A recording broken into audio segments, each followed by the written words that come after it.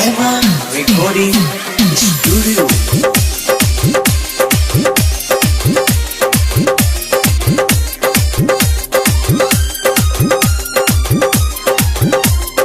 केकरा से मिलब आधी रात जानम के आई बारात।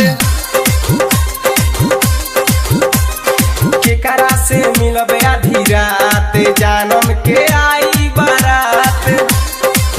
सज के ससुरा तू जाइबू देखिम हवा घुमाइबू।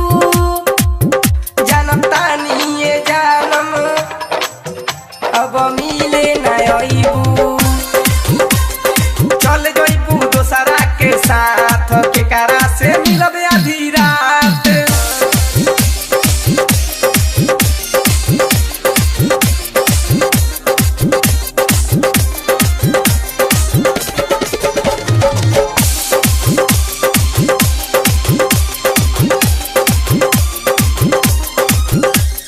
सजी सोर हो सिंगारवा चमकी बिंदिया लीलारवा।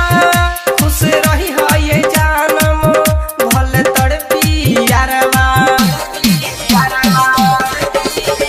सजी सोर हो सिंगारवा चमकी बिंदिया लीलारवा। खुश रही हो ये जानम भले तड़पी यारवा। भइले लू दूसरा के हाथ केकरा से मिलब आधी रात। जानम के आई बारात केकरा से मिलब आधी रात।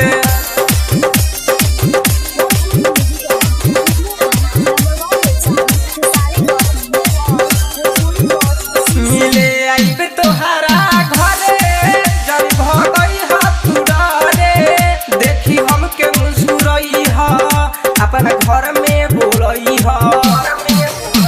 मिले आइबे तोहरा घरे जब भगई हाथ डरे। देखी हमके मुस्कुराई ह अपन घर में बोलई ह। आखिर चिन्हाई देलू जात केकरा से मिलब आधी रात। जानम के आई बारात केकरा से मिलब आधी रात।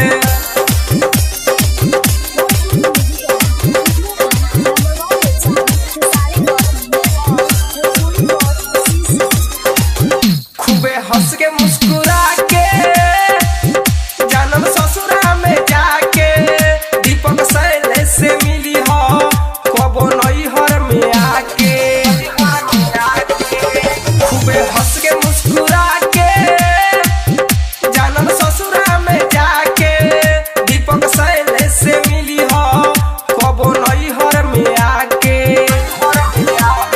छोटू सुजीत न करी मुलाकात केकरा से मिलब आधी रात। केकरा से मिलब आधी रात जानम के आई बारात। सज के ससुरा तू जइबू देखिम हवा घुमाइबू। जानम तानी ये जानम अब मिले न आइबू।